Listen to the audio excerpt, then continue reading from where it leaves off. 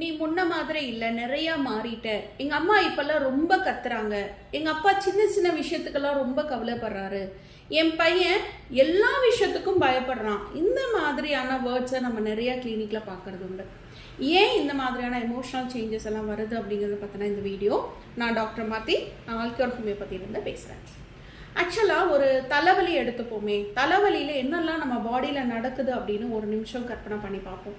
நம்மளுக்கு தலையில் வலி மட்டும் இல்லை, பசி இல்லாமல் போகிறது, தண்ணி தாகம் இல்லாமல் இருக்கிறது, அந்த மாதிரியான ஃபிசிக்கல் சிம்டமோட சேர்ந்து மூட் இரிட்டபிலிட்டி, அழுகை, தனியாக போய் உட்காந்துக்கிறது, அந்த மாதிரியான மென்டல் சேஞ்சஸும் நடக்கும். இது தலைவலியில் மட்டும் இல்லை, காய்ச்சலில் பார்க்கலாம். சில குழந்தைங்க அழுத்துட்டே இருப்பாங்க காய்ச்சலில். அம்மா தூக்கி வச்சுட்டே இருக்கணும்னு நினைப்பாங்க, அம்மா கையை பிடிச்சிட்டே உட்காந்துட்டு இருப்பாங்க. இல்லை என்னை ஓப்பன் ஏரில் கூட்டிகிட்டு போங்க அப்படின்னு நினைப்பாங்க. சில குழந்தைங்க ரொம்ப இரிட்டபிளாக இருப்பாங்க. இந்த மாதிரியான மென்டல் சேஞ்சஸும் பார்க்க முடியுது. இதெல்லாம் இந்த மாதிரி அக்யூட் டிசீசஸில், காய்ச்சல் தலைவலி மாதிரியான டிசீசஸில் மட்டும் இல்லை, இது எல்லா வகையான டிசீசஸ்லேயும் இந்த மென்டல் சேஞ்சஸ் அப்படிங்கிறது நடக்கும். இந்த மாதிரி ரொம்ப கவலைப்படுறாங்க, ரொம்ப கோபப்படுறாங்க, இந்த மாதிரியான எமோஷனல் சேஞ்சஸ் அவங்க பாடிக்குள்ளே இருக்கிற டிசீஸோட வெளிப்பாடு.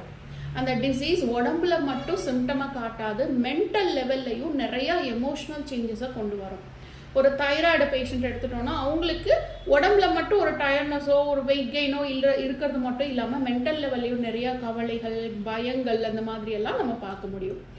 அப்போது ஒரு டிசீஸை க்யூர் பண்ணுறது அப்படின்னா சிம்டமை மட்டும் ஆஃப் பண்ணுறது க்யூர் இல்லை.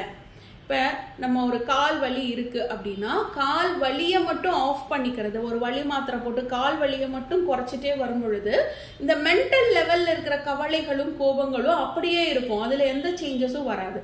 அப்போ ஒரு கம்ப்ளீட் க்யூர் அப்படிங்கிறது என்ன அப்படின்னா ஃபிசிக்கல் சிம்டமோடு சேர்ந்து மென்டல் லெவல்லையும் ஒரு பீஸ்னஸ், ஒரு அமைதி, ஒரு ஹாப்பினஸை ஒரு பேஷண்ட்டுக்கு கொடுக்கறது தான் ஒரு கம்ப்ளீட் க்யூராக இருக்கும். இது ஹோமியோபதியில் பாசிபிள்.